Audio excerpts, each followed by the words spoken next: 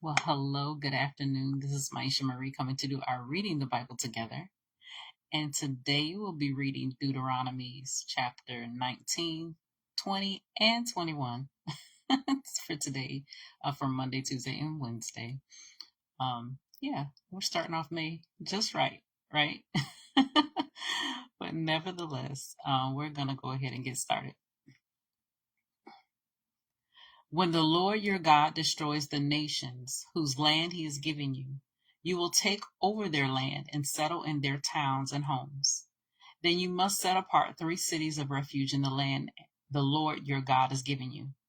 Survey the territory and divide the land the Lord your God is giving you in 3 districts, with one of these cities in each district. Then anyone who has killed someone can flee to one of the cities of refuge for safety. If someone kills another person unintentionally without previous hostility, the slayer may flee to any of these cities to live in safety. For example, suppose someone goes into the forest with a neighbor to cut wood, and suppose one of them swings an axe to chop down a tree, and the axe head flies off the handle, killing the other person.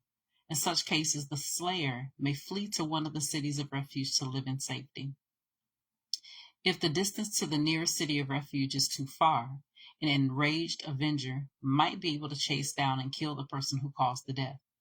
Then the slayer would die unfairly, since he had never shown hostility toward the person who died.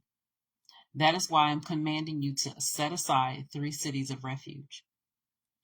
And if the Lord your God enlarges your territory, as he swore to your ancestors, and gives you all the land he promised them, you must designate 3 additional cities of refuge. He will give you this land if you are careful to obey all the commands I have given you, if you always love the Lord your God and walk in his ways. That way you will prevent the death of innocent people in the land the Lord your God is giving you as your special possession. You will not be held responsible for the death of innocent people. But suppose someone is hostile towards a neighbor and deliberately ambushes and murders him and then flees to one of the cities of refuge. In that case, the elders of the murderer's hometown must send agents to the city of refuge to bring him back and hand him over to the dead person's avenger to be put to death. Do not feel sorry for that murderer. Purge from Israel the guilt of murdering innocent people. Then all will go well with you. When you arrive in the land the Lord your God is giving you as your special possession, you must never steal anyone's land by moving the boundary markers your ancestors set up to mark their property. You must not convict anyone of a crime on the testimony of only one witness. The facts of the case must be established by the testimony of 2 or 3 witnesses. If a malicious witness comes forward and accuses someone of a crime, then both the accuser and accused must appear before the Lord by coming to the priests and judges in office at that time. The judges must investigate the case thoroughly.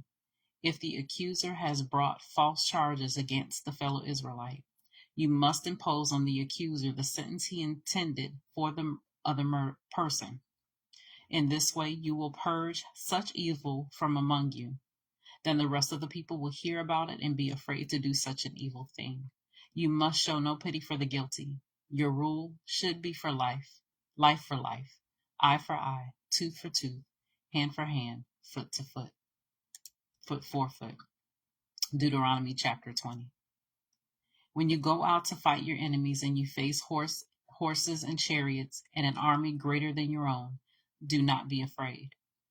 The Lord your God, who brought you out of the land of Egypt, is with you. When you prepare for the battle, the priest must come forward to speak to the troops. He will say to them, "Listen to me, all you men of Israel. Do not be afraid as you go out to fight your enemies today. Do not lose heart or panic or tremble before them. For the Lord your God is going with you. He will fight for you against your enemies, and he will give you victory." Then the officers of the army must address the troops and say, "Has anyone here just built a new house but not yet dedicated it? If so, you may go home. You might be killed in the battle and someone else would dedicate your house. Has anyone here just planted a vineyard but not yet eaten any of its fruit? If so, you may go home. You might die in battle, and someone else would eat the first fruit. Has anyone here just become engaged to a woman but not yet married her? Well, you go home and get married. You might die in the battle, and someone else would marry her. Then the officers will also say, is there anyone here afraid or worried? If you are, you may go home before you frighten anyone else. When the officers have finished speaking to their troops, they will appoint the unit commanders. As you approach a town to attack it, you first offer its people terms for peace. If they accept your terms and open the gates to you, then all the people inside will serve you in forced labor. But if they refuse to make peace and prepare to fight, you must attack the town. When the Lord your God hands the town over to you, use your swords to kill every man in the town. But you may keep for yourselves all the women, children, livestock, and other plunder. You may enjoy the plunder from your enemies that the Lord your God has given you. But these instructions apply only to distant towns, not to the towns of the nations in the land you will enter. In those towns that the Lord your God is giving you as a special possession, destroy every living thing. You must completely destroy the Hittites, Amorites, Canaanites, Perizzites, Hivites, Jebusites, just as the Lord your God has commanded you. This will prevent the people of the land from teaching you to imitate their detestable customs in the worship of their gods, which would cause you to sin deeply against the Lord your God. When you are attacking a town and the war drags on, you must not cut down the trees with your axes. You may eat the fruit, but do not cut down the trees. Are the trees your enemies, that you should attack them? You may only cut down trees that you know are not valuable for food. Use them to make the equipment you need to attack the enemy town until it falls. Deuteronomy Chapter 21. When you are in the land the Lord your God has given you, someone may be found murdered in a field, and you don't know who committed the murder. In such a case, your elders and judges must measure the distance from the site of the crime to the nearby towns. When the nearest town has been determined, that town's elder must select from the herd of a heifer that has never been trained or yoked to plow. They must lead it down to a valley that has not been plowed or planted and that has a stream running through it. There in the valley they must break the heifer's neck. Then the Levitical priest must step forward, for the Lord your God has chosen them to minister before him and to pronounce blessings in the Lord's name. They are to decide all legal and criminal cases. The elders of the town must wash their hands over the heifer whose neck was broken. Then they must say, our hands did not shed this person's blood, nor did we see it happen. O Lord, forgive your people Israel, whom you have redeemed. Do not charge your people with the guilt of murdering an innocent person. Then they will be absolved of the guilt of this person's blood. By following these instructions, you will do what is right in the Lord's sight.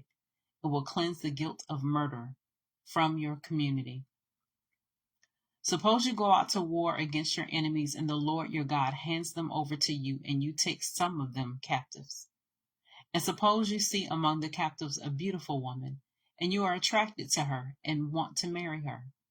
If this happens, you may take her to your home where she must shave her head, cut her nails, and change the clothes she was wearing when she was captured.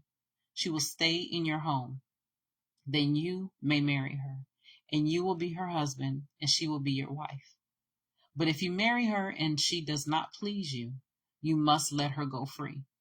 You may not sell her or treat her as a slave, for you have humiliated her. Suppose a man has 2 wives, but he loves one and not the other, and both have given him sons. And suppose the firstborn son is the son of the wife he does not love. When the man divides his inheritance, he may not give the larger inheritance to his younger son, the son of the wife he loves. as if he were the firstborn son. He must recognize the rights of his oldest son, the son of the wife he does not love, by giving him a double portion. He is the first son of his father's virility, and the rights of the firstborn belong to him. Suppose a man has a stubborn and rebellious son who will not obey his father or mother, even though they discipline him. In such a case, the father and mother must take the son to the elders as they hold court at the town gate. The parents must say to the elders, "This son of ours is stubborn and rebellious and refuses to obey. He is a glutton and a drunkard." Then all the men of his town must stone him to death. In this way you will purge this evil from among you, and all Israel will hear about it and be afraid. If someone has committed a crime worthy of death and is executed and hung on a tree, the body must not remain hanging from the tree overnight. You must bury the same body the same day, for anyone who's hung is cursed in the sight of God. In this way, you will prevent the defilement of the land the Lord your God is giving you as your special possession. So that was the reading for today. We caught up with Deuteronomy chapter 19, chapter 20, and chapter 21. And also continue to search the scriptures daily to see what is true. Allow Holy Spirit to illuminate the word into your heart, your mind, and your soul, bringing knowledge, understanding, and wisdom. And most of all, revelation of who God truly is, his character, his nature, and how much he truly, truly loves you. You guys take care. God bless. And until next time.